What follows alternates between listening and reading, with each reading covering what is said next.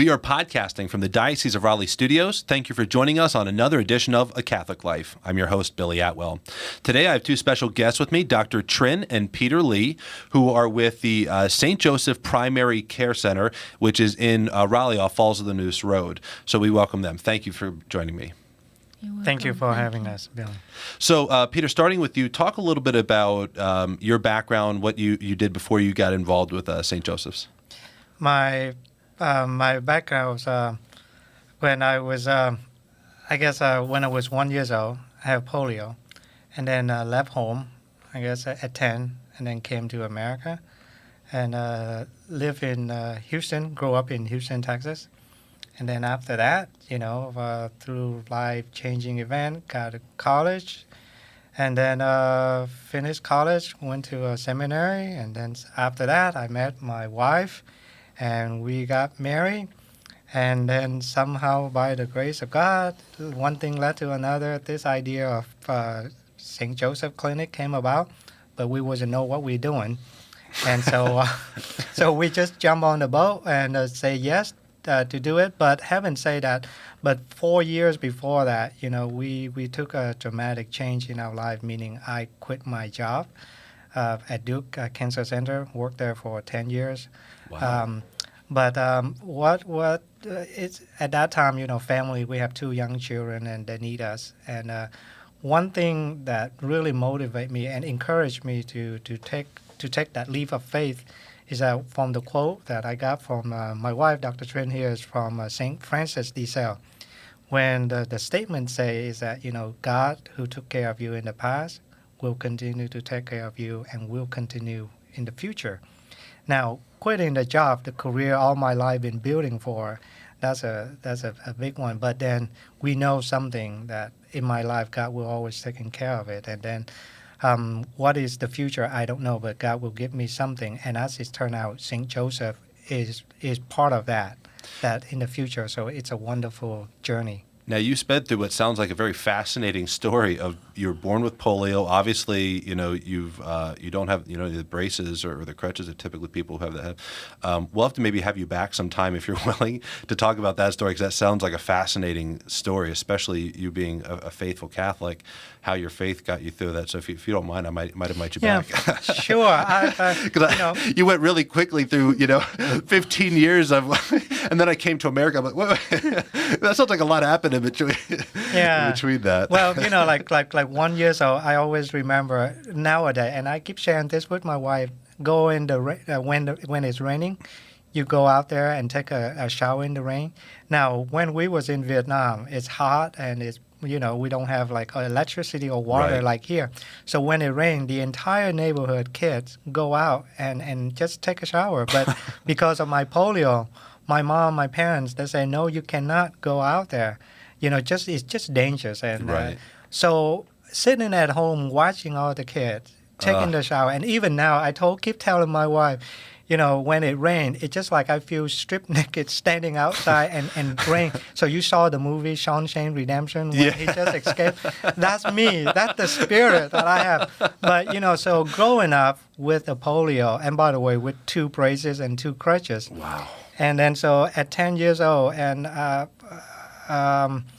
just left home, and when I saw Father Doug at St. Michael, and he's painting 3 beautiful pictures, and then when I saw that, it struck me, and then I said to Father Doug, I always want to become a painter, because what I want to paint is at 10 years old, when my mom, after this is 5 years after the falls of Vietnam and the communists took over, so a lot of us left home.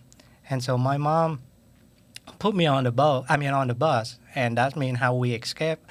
But I did not realize that was the last time that I saw my mom on the bus. Now, my mom, she's a very strong woman. But I think in my life, even now, my adult life, she lives in Charlotte now, but throughout my life, I never see her cry. But when I was 10, when she put me on the bus, I saw her cry. So, and then after I left, we have no communication for over 12 years. And when I came back in Vietnam in 1992, everything is changed, from a life, from a Right. kid left home, and then now at 22 came back. So everything turned around. And so I missed all of my childhood. And then, of course, being polio, 2 braces and 2 crutches, and grew up in the refugee camp and came to America with nothing, pretty much a short. And so it just, it given me a different perspective. But the painting, coming back to the story, the painting is that image, it's like robbed my childhood in a way. Wow. And even now, if I'm talking about, and even up until now, every time I sit back and contemplate with all the things that I have now versus at 10 years old when I left home like that, growing up without parents and without pretty much my uncle and my brother with me, is it worthwhile?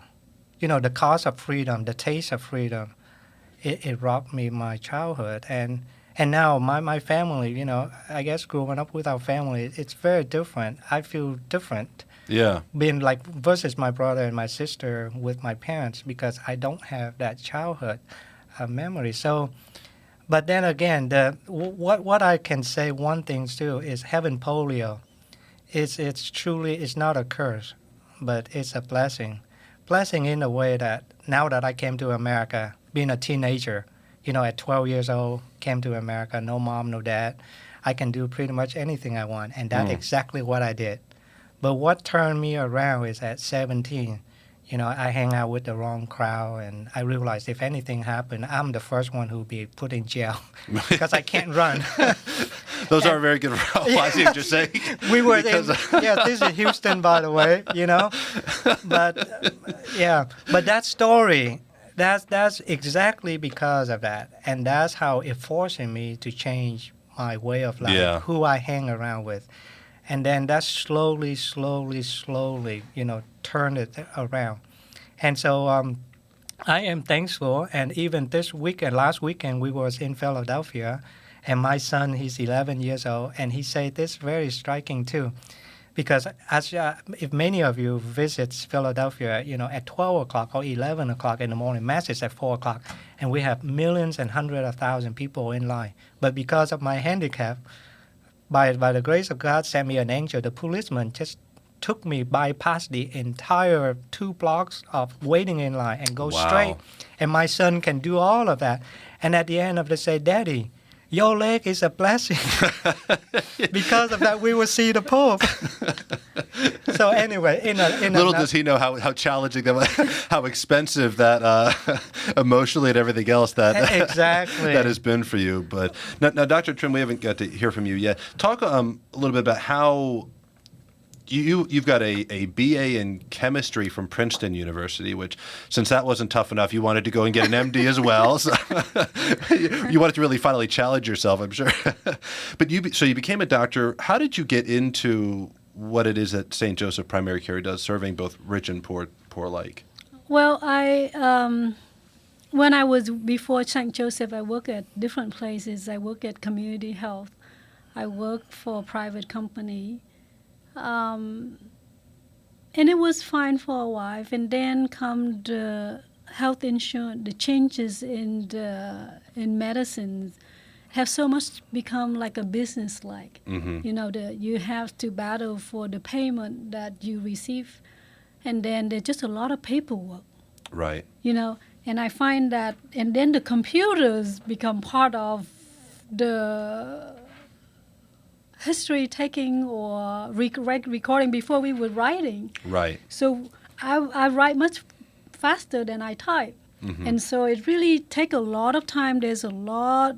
I find that the time that you actually spend with the patient gets shorter. I think we've all recognized that, Right? yeah. The technology hasn't really helped in a way. Maybe the new generation will find it more helpful, but for my generation, it would just... I feel like there's almost a third person in the room. That's a computer. You have the patient in front of me, you have me, and then the third person is trying to do this, and I can't look at the patients and really pick up all the emotional cue that they do not verbalize. Yeah. So I was looking at here, and I'm trying to get the records done because that's how insurance and everybody judge you on that. So Right. yeah, otherwise you'll be stay at home, like stay at the office until 12 o'clock to get the thing done. So you're trying that, and so I found that I lose connection with patients. So is that something you've tried to bring into St. Joseph Primary Care, Right. kind of reinvesting in that relationship with the patient? Right. Okay. So what I'm trying to do is at first I'm not a business person, so I said, no, I don't want to run a practice. I just want to practice medicine. Mm-hmm. But you can't go and apply for a job that you can see your patients like half an hour to an hour if you needed to, because you don't generate enough money, they won't hire you. Right, right. And so I took a year off actually because I just can't see myself go back to practice because I know what it's like.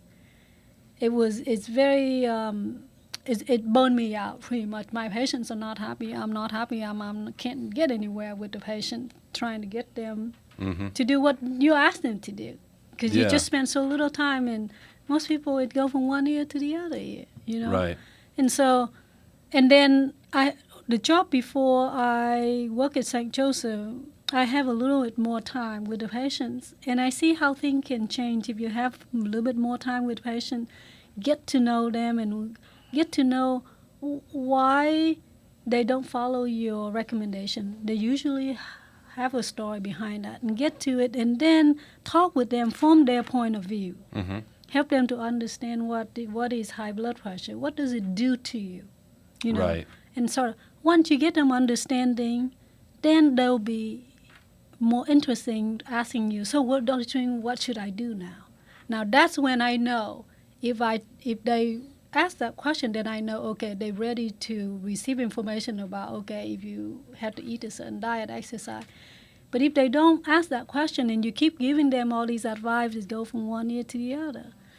And so I couldn't find anybody to hire me to see like 8 or 10 patients a day. Right. And so I remember one day, now I do not have to go to work, so I have time to go to Mass on a regular basis. One day at St. Joseph Catholic Church in Raleigh, Mm-hmm. the visiting priest was praying. He was praying for all those who are unemployed, and he said, God help these people to not only to find a job, but to find a job that they can serve you as well. And that I said, what did he say? Because it strike in your heart. Something is like the connection. I said, what did he say? And I really trying to remember. I said, okay, pray for a job, but not only a job, but a job that you can serve God. And I said, okay, from now on, that's what I'm going to be prayed for. Because something about when he said that, it just strike deep in your heart. That's what really you want. I just Right. didn't know how to verbalize it. And so start praying for that. And then we look at different places to see how much it costs to open clinic. And everywhere we ask for renting, it's just very high. And if you have a large overhead, that means you have to see X number of patients to be able to pay for everybody's salary, the overhead. And I said, that's not going to serve the purpose that I really want. It's just to have more time with patients there. Right. So we had to find something that you don't have to pay a lot for overhead. That means we had to go find something that, like a cheap rent or something we can afford. Right. And we had to do a lot instead of hire a lot of people. And we look at insurance, and you go into the doctor's office, you see the doctor, but you have a whole bunch of people working behind the scene just to take care of the paperwork. And that's when we decided that when we see that taking insurance is going to hinder you from what you want to trying to achieve. Now, you can make money, but the time with patients are not there. Right. And so I said, that doesn't work either. So then we start looking at some different model around the country, and we saw St. Luke in California. St. Luke Family Medicine. Okay. Practice similar family. So what was the model that you all settled on? Like how does it function? Like, do you accept insurance? So the model that we operate, so we do and we do not accept insurance. Now, we do not take insurance in the way that we will not bill them. But we will take insurance if the patients need to go to get a lab work or see a specialist, and that's when we will use the insurance so that the insurance will pay for that. They don't have to pay.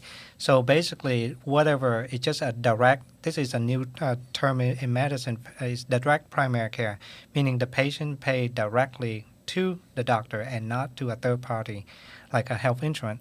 And so with that, however, as a patient, when they pay us cash or however form, they pay us directly, and they can also file back with their insurance as an out-of-network. So we are part of the out-of-network.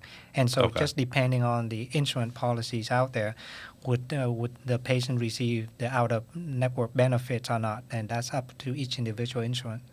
So one of the missions, obviously, is not to just spend more time with patients. And we were speaking before about your personal love of helping people understand what a healthy lifestyle is so that they might not get sick.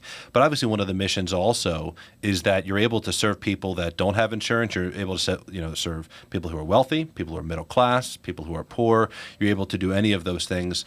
Now, so today is September 30th, the day of this, but you've got this coming Saturday. There's going to be an event at St. Michael's, and I think that kind of illustrates a little bit of the mission that you all have. Talk a little bit about, either of you, please talk about what it is that's going to be going on Saturday. So it's a day of caring, where the idea is that the community come together. Now, and the community come together, both professional and non-professional, and help the poor within the community. And so the day of care, where we will give out flu shots and then check cholesterol and then check their diabetes. And then after that, now that they have the numbers, they need to sit down with one-to-one consultation with a doctor, so that somebody needs to explain to me, what is this cholesterol 250? What is this number it will do to me? So the doctor will sit down and talk, and then after that, they can go and they get their teeth checkup. So in a nutshell, and all of the providers, the volunteers, when we go out there, we try to ask the church to announce to see if there's any doctors within the community or any nurses want to volunteer. And we have this X number of, X, Y, and Z service, and so you can just fill in the blank. And so that's the work that we do for a day of caring. Now, what motivates us to do that? Of course, coming back, I know we haven't touched the endowments from the poor. We got that money from the diocese, and thanks God for that. Now, with that money, it's encouraged us, it's empowered us to go out to reach out to the community, because first of all, St. Joseph Clinic, it's a brand new, it's been a year old, and we still try to build the model. Now, the model is that in return, we're asking a patient to pay a membership. It's like a gym type. So you pay one fee for 1 year based on your age. And then with that fee, you get unlimited access and convenience, easy access to the doctor. Now, we use that money to care for those who cannot pay. And so we work directly with Catholic Charities and other churches. And then because churches and Catholic Charities, they know a way to screening people. Right. Because if we don't have a way to do that, then the clinic will be flooded with people, hey, I want to get free healthcare. Right. No, and you were speaking about the endowment for the poor. For those who don't or aren't familiar with that, one of our recent covers of NC Catholics Magazine was about the endowment for the poor. And I think the number was $640,000 was released from this endowment to the various deaneries. And the bishop's goal with this is that it would reach into the grassroots level, that it wouldn't be used for administration and those kinds of things. But what are the ministries out there that really need help? So $80,000 was given to each of our deaneries. And for those who don't know what a deanery is like a district of counties or parishes. So we kind of group them into these districts. So each deanery was given that. And then the deaneries had made recommendations to the bishop as to here's how we think this money should be used in order to serve our community. And in the Raleigh area, St. Joseph's Primary Care was one of those selected to receive some of those funds from the endowment for the poor. So I was trying to look up on my phone real quick which cover it was that was from, but let's see. I'm not seeing it right here. But you could check that out in NC Catholics Magazine. And you can see some of the work that's being done. Deanery, some of the churches? Yeah, I know one by heart. Oh, yeah. But so there was a number of initiatives in the Raleigh area that were chosen. St. Joseph's was one of the ones that received some funds. But what makes it so special is that back in November 5th, we got the endowments from the bishop. And because of that, we got invited by the deanery, the Raleigh deanery, to talk about the work of St. Joseph. And after talking to all of our pastors throughout in the Raleigh deanery, we were able to visit churches and to promote St. Joseph. And not only that we be able to recruit patients, but we can also be able to connect to other healthcare providers out there. So when come like the day of caring, for example, we just call them up and we kind of galvanize, the whole team, and it's like they're ready to go. So that's another great blessing or resources that the deanery has to offer for us. Right. And so I just thought it was the June edition of the magazine. Can I give you a few examples of the patient that I that would be saw? great. Yeah. So what are some of the stories Okay. of people who've been helped by St. Joseph's? I know for this lady, she immigrated from Russians about, I want to say 7 or 8 years ago. She have a daughter, but when she came here, her daughter does not take care of her. So she lived in kind of like a hotel, a long-term hotel kind of thing. So she came to us through the referral by one of the priests. So right? this is typical how St. Joseph works. So Father John from Our Lady of Lourdes she came to at Our Lady of Lourdes. So Father John called another person, and then another person who lived in the same neighborhood.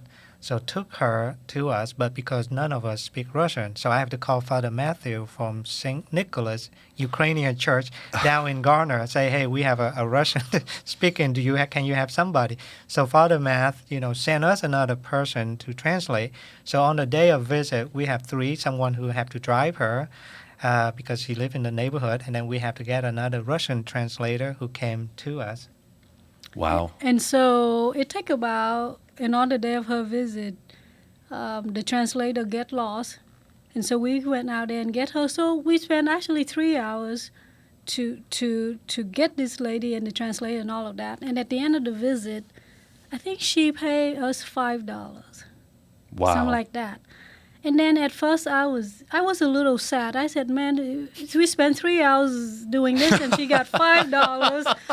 How are we going to live? How are we going to survive? That's the instinct. It's a practical question. Yeah, exactly. It's not you weren't being mean because you have to sustain the ministry. You have to Exactly. sustain the practice. I understand. So my first human's emotion was, okay, this is not good. But then the amazing thing is that at that moment in the afternoon, she said something. And I remember what she said. At the end of the visit, she hugs me, and she said, Jesus still loves me. Wow. Mm. And I didn't, when I was just thinking about $5, I feel sad. But then in the afternoon, for some reason, I keep thinking about it because it made me feel sad. But as I was thinking about, I remember what she said. Yeah. And then as I remember, and I really believe that the Holy Spirit was remind me to remember. As I remember, recite what she said, I said, I couldn't ask for a better payment. Yeah. When I thought about that, I said, Right. I could not ask for a better payment. Mm. And you have to imagine that the people who are in need like her, she can't go to a traditional facility because if you go, the first thing they ask is, what's your insurance? What kind of insurance do you have? If you don't have it, a lot of times they won't see you. That's why a lot of people end up in the emergency room over, sniffly noses and the flu and things that should be taken care of by a primary care doctor, but they end up at the emergency room because they have nowhere else that they can go with it. You all are offering a very unique service here. As you go down the road, what do you see as kind of we kind of brought up the idea of sustainability, $5 for this visit. Well, there are other people who are paying, normal amounts because they can afford to and things that are helping pay for these people who don't have the means. Down the road, do you see this being funded by, more patients, by having maybe donations or grants? Like, what do you see long-term as the sustainable model that will keep this going? I mean, this is a very important ministry, especially when you consider the crisis of healthcare that we've got. That so many people don't have a primary care doctor and don't have insurance. Yeah, we have like this week with the coronations of the Day of Care, we were able to gather roughly about 50 people. And of course, as we're planning all of this, I was a little bit anxious, nervous. But then looking back throughout the year, how are we going to move forward in terms of sustainable? All I can say, and true, and is like the words God will provide. That is how we say it now. And understandably, from the business point of view, people might say you are nuts. That's not going to work. But over the year, week by week, month after month, year, this is a year, we see it and we know it that God is an amazing thing. He has a way to provide. And what empower me, okay? Again, I'm not a business person either, but what empower me, this is the other day I thought about this. We got the bishop endorsement. Mm-hmm. We got the grant. And not just one grant, but also 2 grants from the diocese. We organized this Day of Caring, and we have so many people get involved, not just people, lay people, but doctors, nurses, and we have the whole community back us up. And so just like the gospel on that Sunday when Pope Francis said, if they're not against us, they're for us. So if we have this group of people from the bishop down to the priest and from the doctors, from the typical Joe down there, willing, not knowing us, but willing to pay the extra fee when they already have insurance and willing to let us care for them. So if all of this thing is for us, then who is against us? Now, I'm saying that that's out of faith, but from the business point of view, we do not know how. Obviously, we are immigrant ourselves, we're Vietnamese, and so, but looking at that over the year, so right now, we are not making money, but we are not losing money. and I remember Mr. John Reedy, who is the former chancellor here in the diocese, he told us that, the first year is the most crucial. Yes. And if you can survive the first year, you'll be okay. So he did everything he can to help us, to sustain us first year. Well, first year, it's gone. It's past. Yes. We passed that. And so now we just see week by week, there's a theme at St. Joseph, week by week, that the Lord bring, I don't know what type of people. There one day, all of the sudden, a group of African American outpatient came, and then there's another week, all Hispanic, another week, all Vietnamese, another week, all, Anglo, who's rich. Wow. So it's amazing. And then coming back to, there's another week, for example, one week, we have you ever go to see a doctor, but at 3 o'clock, you stop. You ask the doctor to stop. Well, why is that? Because 3 o'clock is Divine Mercy. So they're asking us to stop and go out to the waiting room and do a Divine Mercy. And I say, when Dr. Tu told me, why are you stopped? Are they finished? I say, no. They're going out there. I say, going out there for what? And then so they turn on the cell phone. So they have a toll-free number. They call in and everybody join in, do a Divine Mercy. Or we have another patient, while the husband doesn't want to go see a doctor, but somehow the wife forced him. And then when the doctor... That's a story that's been told many times in my own family, I have to admit. but when the husband and with Dr. Trin, she was sitting there and we have a music chanting outside and she pulled out her rosary and we have our waiting room turned into a prayer room. Many, many times that we witnessed. Wow. And then it just, for us, you cannot, for me anyway, when I look at little things like that, or a patient, bring a flower, it make me, every time I see it, when was the last time you go see a doctor, you bring a flower to your doctor. And so all of that, it make me feel like, well, yeah, God is out there. God will provide. Now, to answer your question, how are we going to move forward to sustain it? We don't know. But as long as we have the bishop, as long as we have our priests, as long as we have people from the community to stand behind us, and I think we're going to be okay. Not in terms of rich money, but...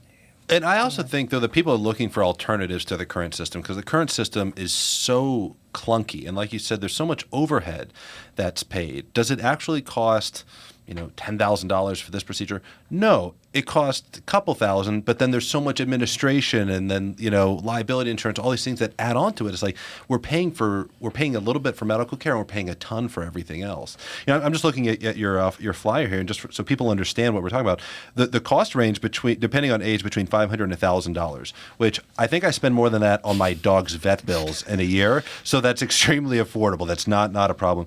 And what people get is fantastic. So unlimited office visits, same or next day appointments, insurance, no copays, 24/7 emergency access to your doctor via cell phone. Nobody gets that. Direct access to your personal physician using a text, email, phone, picture, and Skype or FaceTime. Discounted lab procedures, etc. So that's what you would get for what you pay more than that. Even with insurance, you pay a lot more than that going to your traditional doctor. And you have staff who speak fluent Spanish and Vietnamese. So if people want to find out more, do they use the contact information that's on here? Yes. Okay, so the phone number, if anyone's interested, is 919-386-6866, or you can email Peter at stjpc.com. I'm guessing that's stjosephprimarycare.com. See, I should have gone to Princeton and gotten a chemistry degree with smarts like that. Peter and Dr. Trinh, thank you so much for joining me. I appreciate it. Thank you. Thank you so much, man. Thanks to our producer, Mark Height. You can download this podcast as well as others on iTunes, Overcast, Stitcher, and other podcasting apps. Just go to dioceseofraleigh.org/RSS for more information on those podcasts. To get the latest from the Diocese directly to your inbox, go to dioceseofraleigh.org and click on the email link in the footer.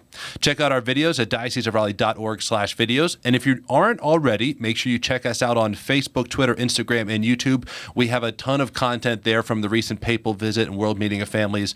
I was up there. I got great interviews with parishioners from around the diocese who traveled there, photos of the Holy Father, a lot of great stuff. Go check that out. And as always, may God continue to bless you and those that you love.